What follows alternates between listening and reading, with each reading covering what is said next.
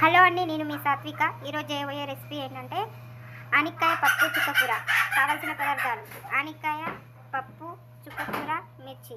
First ఆనిక్కాయను cut చేసి పప్పులో వేసి చుక్కకూర, ఆనిక్కాయ, పప్పు, మిర్చి ఇట్లా ఉడకబెట్టుకోవాలి. మిర్చి మిక్సీ పట్టి అందులో వేసి ఉడకబెట్టుకోవాలి. ఉడకబెట్టిన తర్వాత పోపు వేయాలి.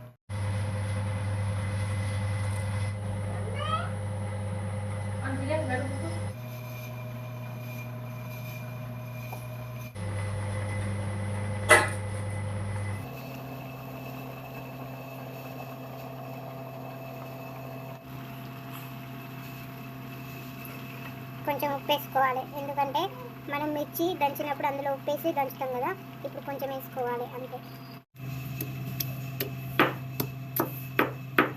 ఎల్లిపాయ అక్క ముక్క దంచి వేసుకోవాలి, ఎందుకంటే టేస్ట్ మంచిగా ఉంటుంది.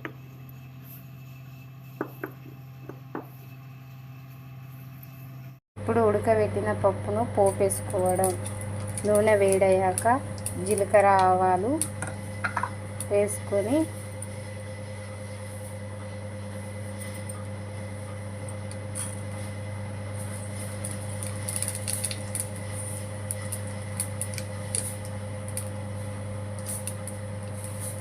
అందులో ఒక్క ముక్క దంచిన వెల్లుల్లి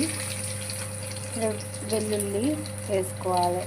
తాలిపేసినాక అందులో పప్పు, ఆనిక్కాయ, చుక్కకూర కలిపి ఉడకబెట్టుకున్నది ఇందులో వేసుకొని పోపేసుకుంటే కథం ఆనిక్కాయ పప్పు చుక్కకూర కూర రెడీ.